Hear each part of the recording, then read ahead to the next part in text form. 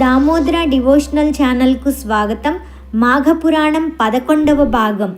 నిన్న దానికి కొనసాగింపుగా ఈరోజు మార్కండేయుని వృత్తాంతాన్ని చెప్తారు, విందాం.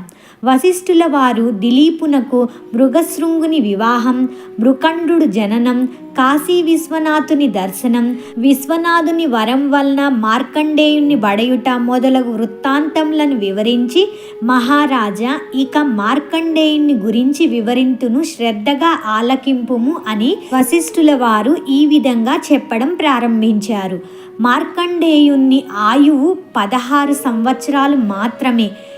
రోజులు గడుచుచున్న కొద్దీ తల్లిదండ్రులకు దిగులు ఎక్కువవుతూ ఉండింది. 5 ఏళ్ళు నిండగానే కుమారునికి ఉపనయనాది వైదిక కర్మలన్నీ పూర్తి చేశారు. 6వ ఏడు దాటగానే మార్కండేయుని చదివించుట ప్రారంభించారు. అతడు తన తండ్రి వలె అచిరకాలంలోనే సకల శాస్త్రములు, వేదాంత, పురాణ, ఇతిహాసములు, స్మృతులు పఠించి గుణవంతుడని ప్రశంసలు పొందినాడు. కుమారా, నీవు పసితనమందే సకల శాస్త్రములు అభ్యసించి నీ బుద్ధి కుశలతచే అందరి మన్ననలు పొందుతూ ఉన్నావు. అందులకు మేమెంతయో ఆనందిస్తూ ఉన్నాము. అయినను గురువుల ఎడ, పెద్దల ఎడ, బ్రాహ్మణుల ఎడ మరింత భక్తిభావంతో మెలగవలెను. వారి ఆశీస్సులు నీకు మంగళకరమగును. కావున నీ వట్లు చేసినచో నీ ఆయుర్దాయం వృద్ధి అగును అని చెప్పిరి. అటులా 15 సంవత్సరములు గడిచిపోయినాయి. రోజు రోజుకి తల్లిదండ్రుల ఆందోళన, భయం ఎక్కువవుతూ ఉన్నది.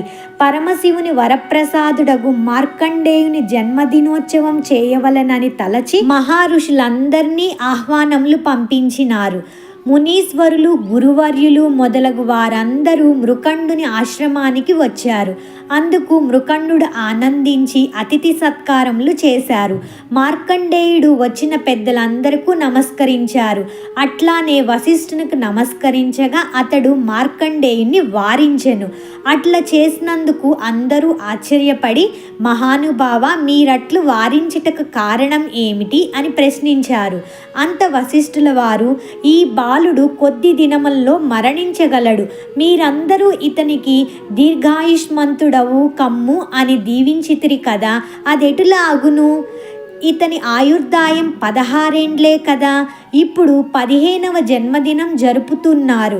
పరమేశ్వరుడిచ్చిన వరం ప్రకారం ఇతడు 1 సంవత్సరమే జీవింతును అని నుడివిరి.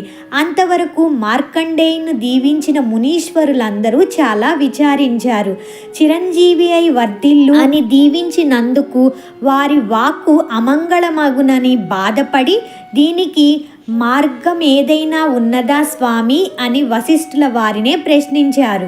వశిష్ఠుడు కొంతసేపు ఆలోచించి, మునిసత్తములారా వినుడు, మనందరం ఈ మార్కండేయుని వెంట పెట్టుకొని బ్రహ్మదేవుని వద్దకు పోవుదాం రండి అని పలికి తన వెంట ఆ మార్కండేయుని తీసుకొని వెళ్ళిరి. మునీశ్వర్ల ఆగమనకు బ్రహ్మ సంతసించెను.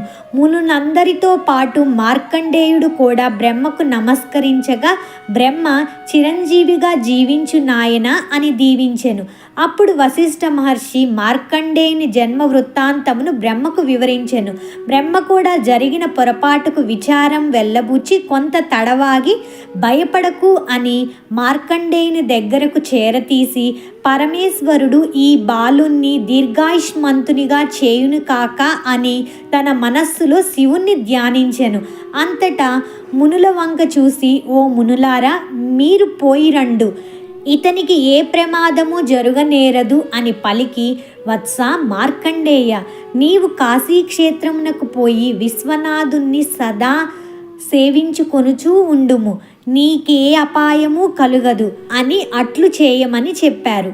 మార్కండేయుడు గృహమునకు వచ్చి తల్లిదండ్రులకు నమస్కరించి కాశీనాథుని సేవించి వచ్చేదను అనుజ్ఞ ఇమ్మని కోరగా, మృకండు అతని భార్యయు కొడుకు యొక్క ఎడబాటునకు దుఃఖించిరి. ఎట్టకేలకు మార్కండేయుని దీక్షను కాదనలేక, కుమారుణ్ణి విడిచిపెట్టి ఉండలేక అందరూ కాశీ క్షేత్రమునకు బయలుదేరిరి. కుటుంబ సహితంగా కాశీకి పోయి మృకండు కాశీ విశ్వేశ్వరాలయం సమీపంలో ఒక ఆశ్రమమును నిర్మించెను. మార్కండేయుడు సదా శివధ్యాన పరులై రాత్రింబవళ్ళు శివలింగం వద్దనే ఉండెను. 16వ ఏడు ప్రవేశించెను. మరణ సమయం ఆసన్నమైనది. యముడు తన భటులతో మార్కండేయుని ప్రాణములు కొని తెమ్మని ఆజ్ఞాపించెను. యమభటులు మార్కండేయుని ప్రాణములు కొనిపోవుటకు శివసన్నిధిని ధ్యానం చేసుకొనుచున్న మార్కండేయుని కడకు వచ్చుసరికి భటులు ఆ సమీపమందు నిలవలేకపోయిరి. కాలపాసం విసరుటకు చేతులు ఎత్తలేకపోయారు. మార్కండేయుని చుట్టూ మహా తేజస్సు ఆవరించింది. ఆ తేజస్సు యమభటులపై అగ్ని కణముల వలె బాధించెను. ఆ బాధ కోర్వలేక భటులు పోయి జరిగిన వృత్తాంతమును యముడికి వివరించగా యముడు ఆశ్చర్యపడి తానే స్వయంగా మార్కండేయునిపై కాలపాసం విసిరెను. మార్కండేయుడు కన్నులు తెరిచి చూసేసరికి యముడు తన ప్రాణములను తీసుకొని పోవ సిద్ధంగా ఉండగా మార్కండేయుడు భయపడి శివలింగమును కౌగిలించుకొని ధ్యానించేసరికి కైలాసవాసుడగు పార్వతీపతి తన భక్తుని ఆక్రందన వినిపించుసరికి మహారౌద్రాకారంతో శివలింగమును చీల్చుకొని వచ్చి త్రిశూలంతో యముని సంవారించి మార్కండేయుని రక్షించెను. యముడు చనిపోవుటకు అష్టదిక్పాలకులు బ్రహ్మాది దేవతలు వచ్చి శివుణ్ణి అనేక విధాలుగా ప్రార్థించి జటాధారి కోపంను చల్లార్చి, మహేష, యముడు తన కర్తవ్యంను నెరవేర్చినాడు.